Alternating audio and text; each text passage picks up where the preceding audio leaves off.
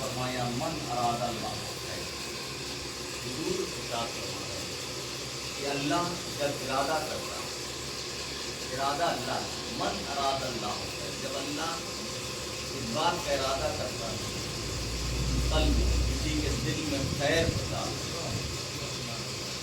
خط ہی انڈیل دینا، ڈالنا نہیں، رکھنا نہیں، بھر دینا، کسی کو لبریز کرنا، من اراد اللہ ہو لیکن خیر قد قلبے، تو وہ کیا کرتا ہے، وہ اس انسان کے دل میں حسین کی محبت ڈالتے ہیں۔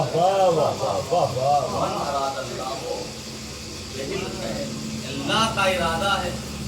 آپ دیکھیے ارادہ کون کر رہا ہے، اللہ بتا کون رہا ہے، وہ زبان جو زبان طہارت، وہ زبان جو زبان صداقت، وہ زبان جو زبان طٰہٰ ہے، کیا کہنا وہ زبان جو زبان یاسین ہے، وہ زبان جو رحمت للعالمین کی زبان ہے، اس زبان سے نکلے ہوئے جملے ہیں۔ دیکھیے کوئی بات ایک بچہ کہے کل یہاں سارے اسکول میں چھٹی ہو جائے گی، اس بات کے بچے کی ویلیو ہو جاتی ہے۔ جب ایک بڑا کہہ رہا ہے تو اس کی ویلیو ہو جائے گی۔ کوئی اسکول کا ماسٹر کہہ رہا ہے تو بات کا وزن ہوتا ہے، اسکول کا پرنسپل کہہ رہا ہے تو بات کا وزن اور بڑھتا ہے، کوئی ڈی ایم کہہ رہا ہے۔ تو جیسے جیسے منصب اور عہدہ بڑھتا جاتا ہے، انسان کے جملے کی قدر اور اس کی صداقت اور اس کی عظمت بڑھتی جاتی ہے۔ کہنے والا کون ہے، وہ نبی جو مرسل اعظم ہے، وہ نبی جو 1.25 لاکھ نبیوں کا امام ہے، وہ نبی جس کی زبان پر پروردگار نے طہارت کا پہرا لگا دیا ہے، وما ينطق الا الهوى، یعنی اس کی کلام یہ کرتا ہی نہیں جب تک وحی نہ ہو، یعنی اس کی کلام کی ضمانت یہ اللہ خود دے رہا ہے، یہ بولتا ہے تو ہماری مرضی سے، وما تشاؤون الا ان یشاء، اس کا ارادہ میرا ارادہ ہے، یعنی اس کی فکر پہ بھی یہ توحید کا پہرا، اس کی زبان پر توحید کا پہرا۔ پھر ارشاد ہوا وما رمیت اذ رمیت، یعنی یہ جو کنکریاں اس نے پھینکی ہیں یہ اس نے نہیں پھینکی، ہم نے پھینکی ہیں۔ حضور کے عمل کو پروردگار نے اپنی نسبت دی، یعنی اس کا عمل میرا عمل، اس کی فکر میری فکر، اس کا کلام میرا کلام، یعنی وہ نبی جس کی ہر چیز کی ذمہ داری توحید نے لی، ذات توحید نے لی، وہ یہ کہہ رہا ہے کہ اس پروردگار کا یہ ارادہ ہے کہ جب کسی مومن کے دل میں، کسی انسان کے دل میں، کسی بشر کے دل میں خیر ڈالنا چاہتا ہے تو وہ خیر کی صورت کیا ہے کہ وہ امام حسین کی محبت دل میں ڈالتا ہے۔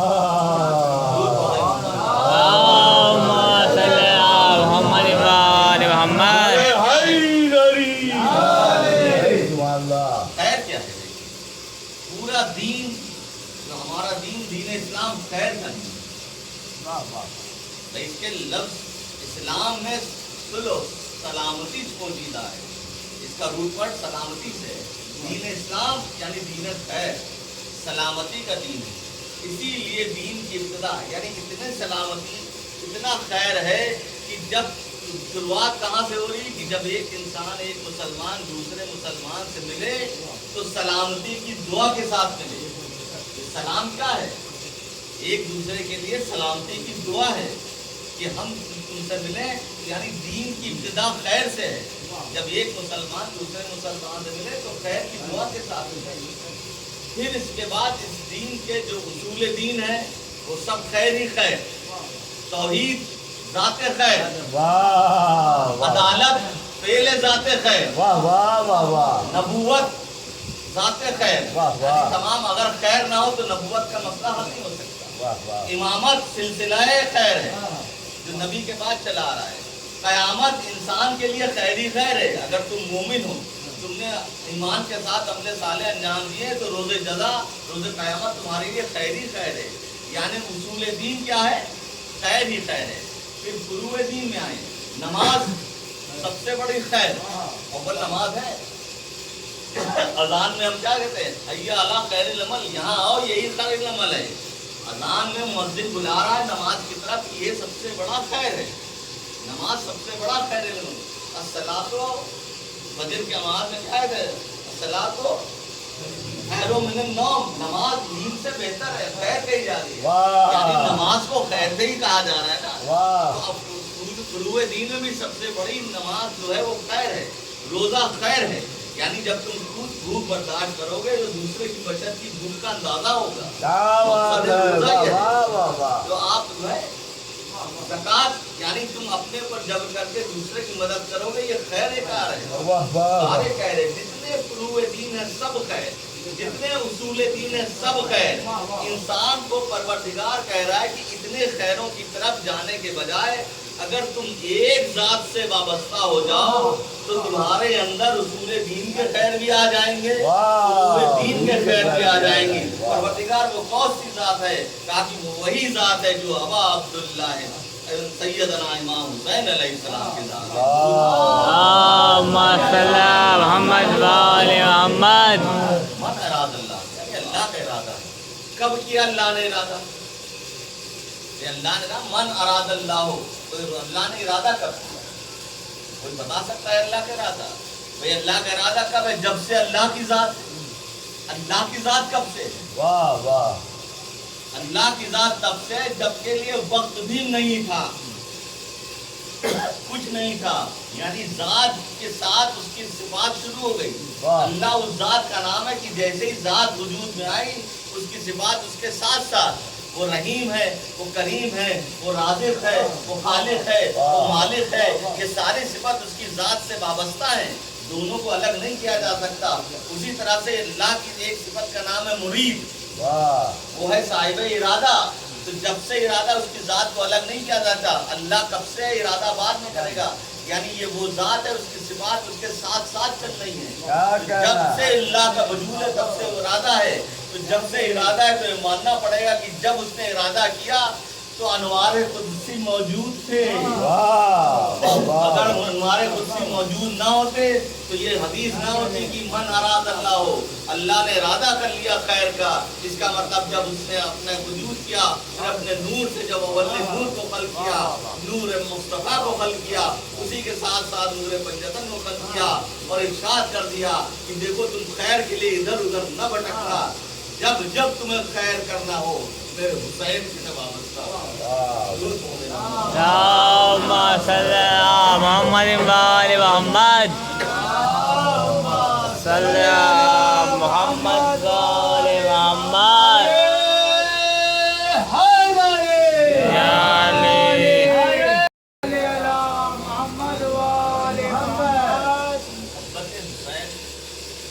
اللہ کا وہ ارادہ ہے جو انسان کے دل میں خیر بن کر داخل ہوتا ہے. اور جب یہ حدیث کے بہت سارے گوشے ہیں، لیکن آپ دیکھیں جب اس حدیث میں یہ نہیں کہا کہ میں نے خیر ڈال دیا ہے کسی مسلمان کے دل میں، کسی بشر کے دل میں، کسی مومن کے دل میں، کسی عزادار کے دل میں، یہ نہیں کہا. اس کسی کے دل میں بھی خیر ڈالا، وہ کسی مسلک کا ہو، وہ کسی مذہب کا ہو، وہ کسی ملک کا ہو، وہ امیر ہو، وہ غریب ہو، وہ گورا ہو، وہ کالا ہو، وہ مغرب کا ہو، وہ مشرق کا ہو، وہ عرب کا ہو، عجم کا ہو. یہ نہیں بتایا. بس کوئی انسان بحیثیت انسان اگر تمہارے دل میں خیر کا جذبہ پیدا ہوگا تو ہم تمہارے دل میں محبت امام حسین ڈالیں گے. یہ بتایا جا رہا ہے کہ یہ جو خیر ڈالا جا رہا ہے یہ انسانیت کے لیے. اگر تم انسان ہو تمہارے دل میں خیر ہوگی. اس لیے امام حسین محدود نہیں ہے کسی سے. امام حسین محدود نہیں ہے کہ وہ کس شیعوں کے امام ہیں. حسین اکبر صاحب کا جو مصرع یاد آ گئے کہ یہ کس نے کہہ دیا کہ ہماری ہے کربلا. یہ کس نے کہہ دیا کہ ہماری ہے کربلا اور بات تم کہو تو تمہاری ہے کربلا. تو اس کا مطلب کہ نہ کربلا محدود ہے نہ وارث کربلا محدود ہے کہ یا کسی کے لیے ملکیت ہے. یہ تمام عالم انسانیت کے لیے کیا ہے؟ ایک ہدایت کا چراغ ہے, ایک نجات کی کشتی ہے. رسول نے بتایا اور اس کی یہ اس خیر کی ضمانت اور اس کی عظمت کا بیان رسول نے جا بجا کیا.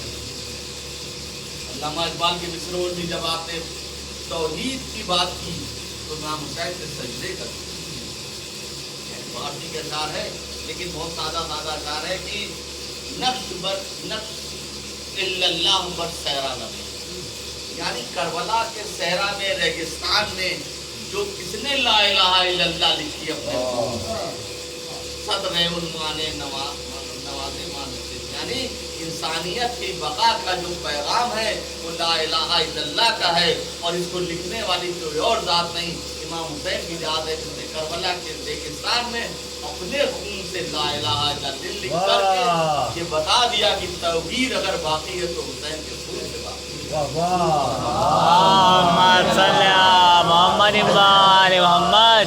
یہ وہ لوگ ہیں, یہ ہے ان کی عظمت بتا رہے. تو اللہ نے بتایا کہ ان کی عظمت کو پہچانو.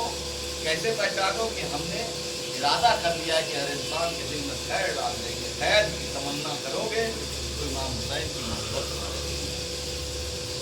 اور عظمت امام حسین کیا ہے؟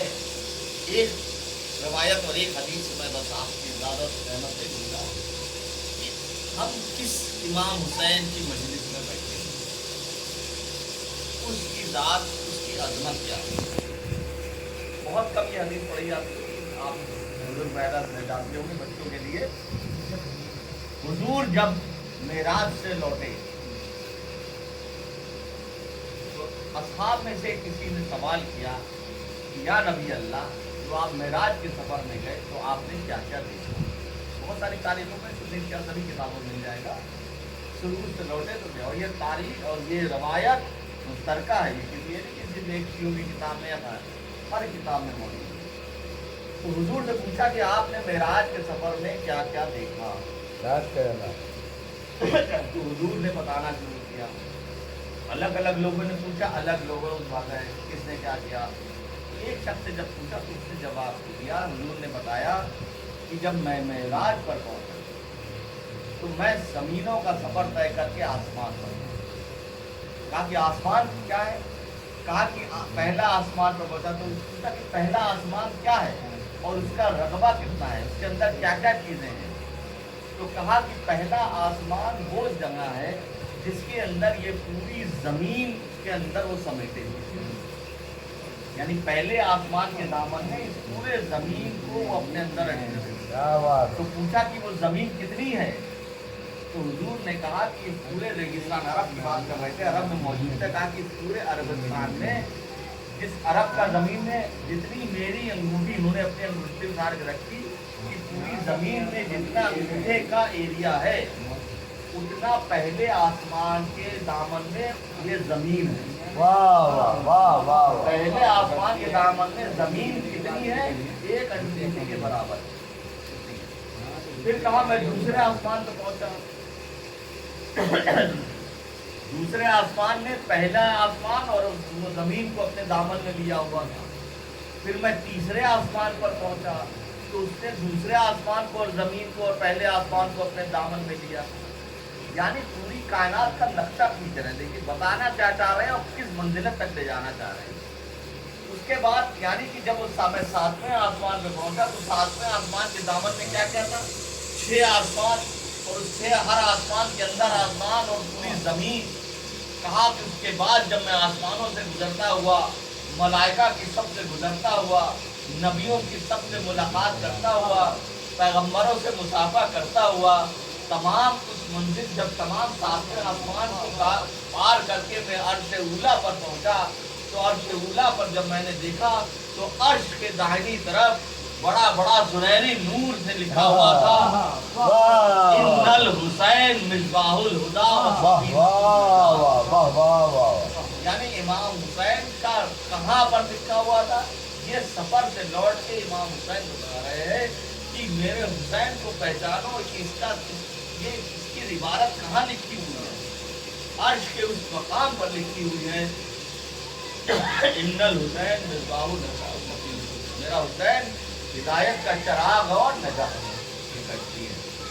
यहीं से एक बात और समझ में आती है, बितरुस का वाकया सबने सुना है। बितरुस बहुत सालों से अजाब में था। क्या उसने गुनाह किया था? तकब्बुर किया था। वो एक फरिश्ता था, अल्लाह ने उसको एक फरिश्तों का सरदार बनाया, 1000 फरिश्ते उसके अंदर में दिए।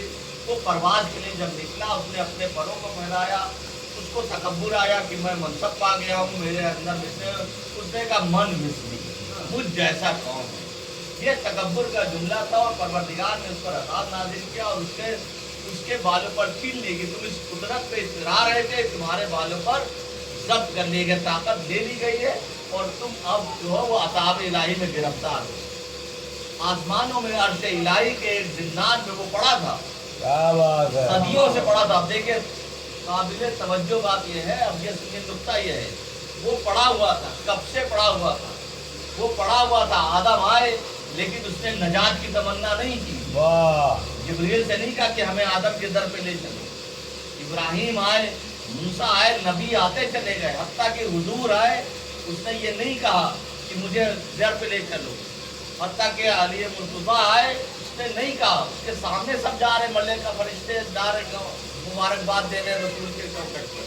शहजादी का नुज़ूल हुआ, उसने नहीं कहा। इमाम हसन का नुज़ूल हुआ, उसने नहीं कहा। उसने कब कहा?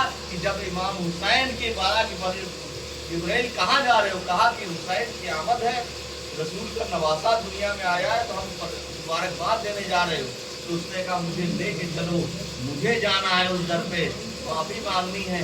ये वजह क्या थी कि इतने नबी, इतने औलिया, इतने पैगंबर आए, उसने नहीं कहा। क्यों? क्योंकि वो फर्श पर तो यही लिखा देख रहा था, यानी नजात तो सिर्फ हुसैन के हाथ में है।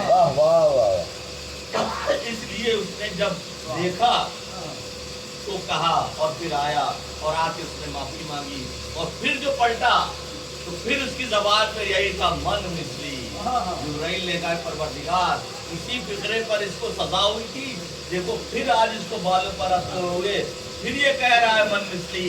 तो अल्लाह ने कहा जिब्रील जरा गौर से सुनो ये क्या कह रहा है।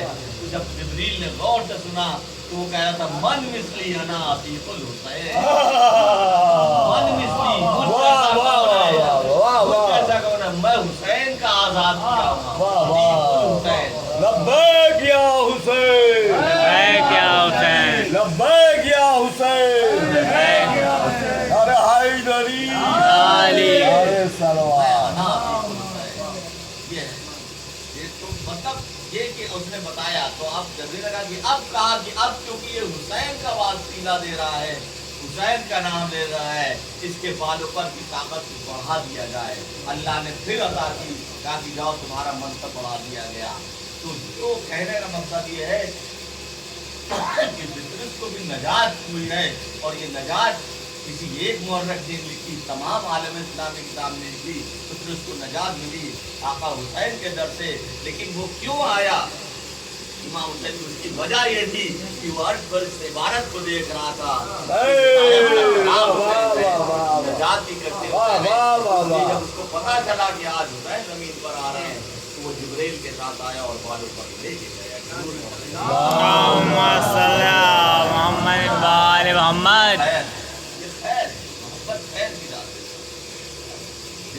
उसके दिल में अल्लाह ने इरादा किया उसे खैर चाहते हो, हुसैन की मोहब्बत है, क्योंकि ये दर है जिसके वसीले से तुमको सब कुछ अता कर। मेरी फर्श, मेरा हरम, मेरा फर्श अता हम सबको तुमको अता करने के लिए तुम चाहते क्या हो? वाह वाह तुम्हारी ख्वाहिश क्या है? तुम्हें औलाद चाहिए, औलाद हमारे दर वसीला देंगे। तुम्हें रिस्क चाहिए, रिस्क हम अता करेंगे। वाह वाह तुम्हें नजात चाहिए, नजात हम देंगे। तुम अपनी फिक्र की, अपनी परवास को, ज़हन की परवास को बढ़ाते रहो। जैसे जैसे बढ़ेगी कबल तुम अलग करते जाओगे, अता हम करते जाएंगे। और मेरी अता में मर्ज़ी परवरदिगार शामिल होगी, क्योंकि अल्लाह ने मुझे वसीला बनाया है। मैं अपने पास से नहीं, मैं तो तुम्हारी सिफारिश करूंगा। देने वाला अल्लाह है। तुम औलाद की तमन्ना करोगे, तुम रिज़्क़ की तमन्ना करोगे, तुम घर की तमन्ना करोगे, तुम तालीम की तमन्ना, जिस चीज़ की तमन्ना करते जाओगे, मैं तुम्हारे हक़ में हाथ को बुलंद कर दूंगा। एक शहीद का मर्तबा क्या है आप जानते हैं। और जो सैयदुल शोहदा हो, जो शहीद आज़म हो, जो ज़िब-ए-ज़हीन का मिज़ाक़ हो, फिर वो हमारे हक़ में दुआ करेगा तो परवरदिगार और रिज़्क़ भी अता करेगा, औलाद भी अता करेगा, हर शय अता करेगा। तुम्हारे ज़िंदगी में खैर चाहते हो तो इस हुसैन की मोहब्बत से वाबस्ता हो जाओ। अल्लाहुम्मा सल्ली अला मुहम्मद व आले मुहम्मद। और ये खैर और ये बरकत जिसकी बुनियाद जालिम जनाब ज़ैनब और जिसको बढ़ाया है जनाब सैयद सज्जाद। यानी इस खैर, इस इरादे में, अल्लाह के इरादे में, इस खैर में हुकुम हुआ कि देखिए कौन कौन शामिल है।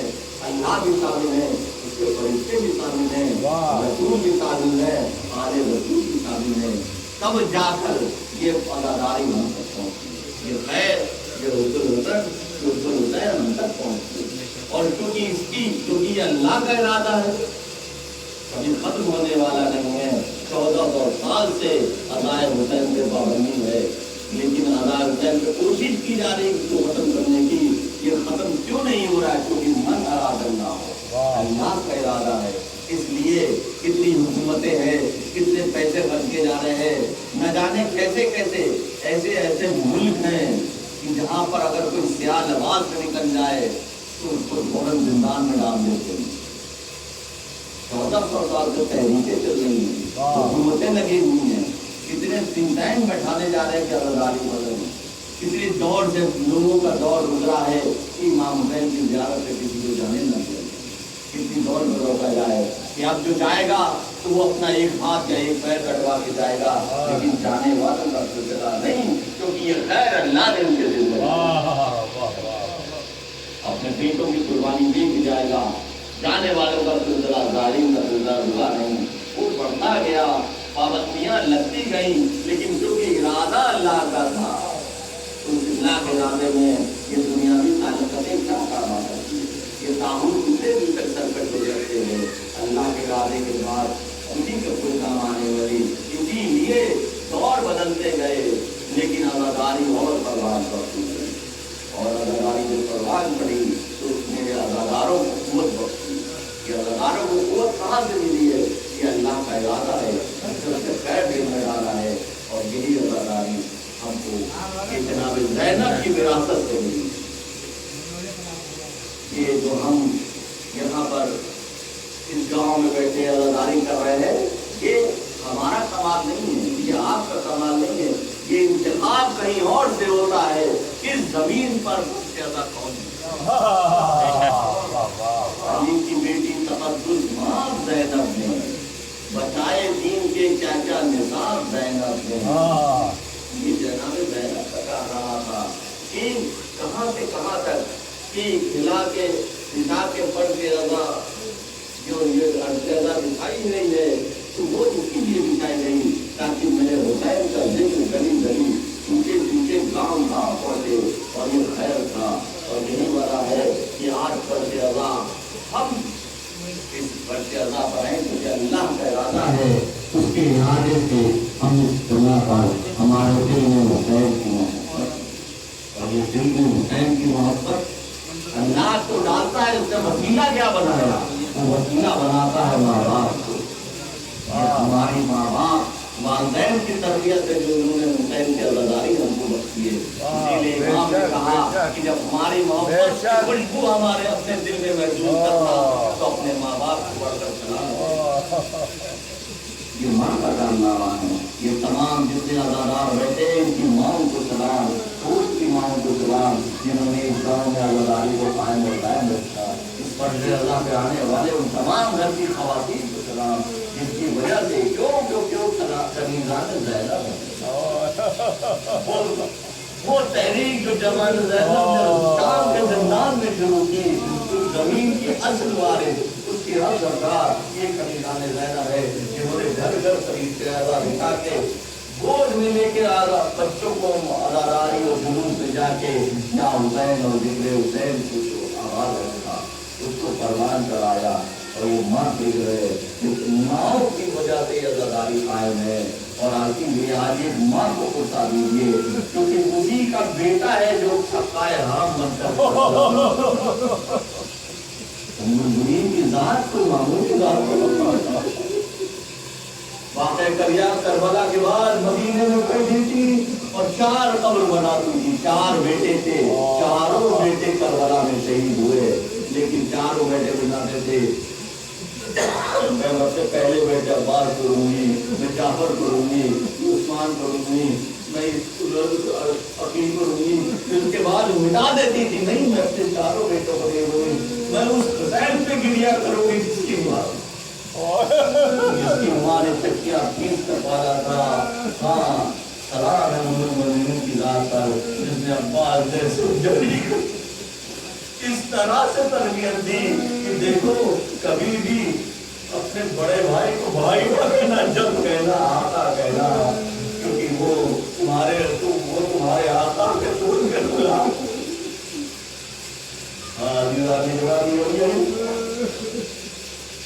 یہی وہ جذبہ تھا, یہی وہ اصرار تھا, یہی محبت تھی بھائی کی وہ تھی جو دل میں اتنی راسخ تھی کہ ایک بار مدینے سے لے کر کربلا تک اس سفر میں تمام لوگوں نے آقا امام حسین کو مشورے دیے کہ آپ ایسے کر لیجئے, آپ کربلا سے موڑ لیجئے, آپ مکے نہ جائیے, لیکن آقا عباس نے کبھی مشورہ نہیں دیا. کیوں؟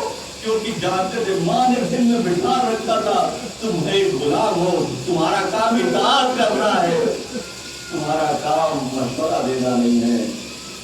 پوری زندگی اطاعت امام نے اس طرح سے گزاری کہ وہ ہمارے لیے سبق ہے. ہم اماموں کو اپنا نمونہ ہم کو نہیں بنا سکتے, وہ امام ہے, وہ معصوم ہے, لیکن حضرت عباس سے زندگی میں سیکھو کہ اپنے وقت کی امام کی نصرت کیسے کی جائے, اپنے وقت امام کی مدد کیسے کی جاتی ہے, اپنے جذبات کو قابو کر کے صرف اطاعت میں کیا جری. ہم آج ان کے قصے, ان کے واقعات پڑھ کر جانتے ہیں کہ کتنے جری تھے. کربلا کے بچوں کو نہیں پتا تھا کہ ہمارا پتا کتنا بہادر ہے, لیکن جب وہ کہتے کہ عباس سے پانی لانے وہ تو کہتا میں پانی لے کے آ جاؤں, لیکن ایسا نہیں تھا. وہ ذات امام میں پڑ چکا, کہا اس وقت آیا کہ اب کوئی بھی نہیں بچا, ناصر و مددگار. آقا عباس ہاتھ جوڑ کے ڈرے ہوئے, اے مولا مجھے مرنے کی اجازت دو. کہا کہ امام حسین نے کہا کہ میرے بھیا عباس تم تو میرے سر لشکر کے علمدار ہو, تم کو کیوں کر اجازت دے دوں. کوئی اعتراض نہیں کیا. آقا عباس نے کچھ ایک جملہ کہا دھیرے سے, اے آقا امام حسین یہ تو بتائیے وہ لشکر کہاں ہے جس کا اب جہاں لشکر ہے وہیں علمداری کر لوں گا. کہا کہ اگر تو جانے ہی چاہتے تو دیکھو ذرا خیمے میں جا کر دیکھو, چھوٹے چھوٹے بچے پیاس سے تڑپ رہے ہیں, ان کے سبوں پر لبوں پر لذت ہے, ہاتھوں میں سوکھے کوزے ہیں. بھیا عباس ذرا جانے سے پہلے بچوں کے لیے پانی کا انتظام کرو. بس اب جناب عباس آئے اور اس کے بعد مشکلیں کو لیا, کمر سے باندھا, علم کو ہاتھ میں لیا, تلوار لے کے جانا چاہتے ہیں. وہاں عباس مولا حسین نے کہتا ہے عباس جب جنگ کے ارادے سے نہیں جا رہے ہو تو تلوار کو رکھ دو, نیزہ لے کے. وہ جری نیزہ لے کے فرات سے آیا. 4000 کا لشکر اسپیشل ٹرانسپورٹ لگائی گئی تھی اسے کہ ایک قطرہ پانی امام حسین کے بچوں تک نہ پہنچے. اس 4000 کے لشکر کو اس اکیلے حالت کے لیے شیر خدا کے شیر نے, کردار کے نور عین نے اس نیزے پر روکا, اور اس کے بعد اپنے گھوڑے کو دریا میں ڈالا اور دریا میں ڈال کے ایک بار ٹلو میں پانی لیا ہوگا اور جب ٹلو میں پانی لیا ہوگا تو اس پانی میں نہ جانے کیا کیا نظر آیا ہوگا. کبھی علی اصغر کا کبھی سکینہ کے پڑپڑائے ہوئے لب, کبھی چھوٹے چھوٹے بچوں کی اللہ کی آوازیں. اس کو پانی کو منہ پہ مارا ہوئی ہے جس کی وجہ سے میرے باپ پیاسے ہے.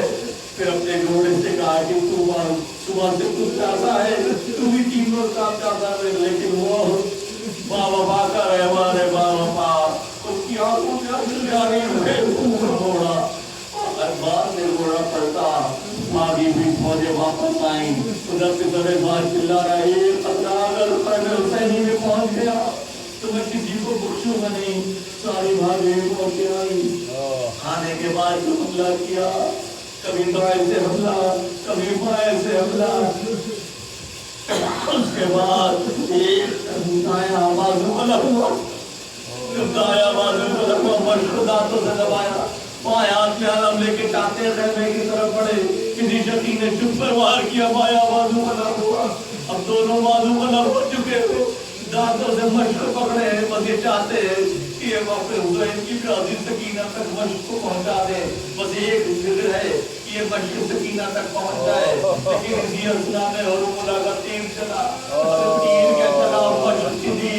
ارے اب پانی کا باپ باز کے آنسو ارمان رہ گئے. اب خیام حسینی جانے کا کوئی مقصد نہیں. گھوڑے کو واپس دریا کی طرف موڑا. یار اب کس منہ سے جاؤں گا. سکینہ کو بڑی آس دی, چچا پانی لینے گئے ہیں, لیکن ابھی کیا خبر کہ تھوڑی دیر بعد سکینہ کا بابا علم تو لے کے آئے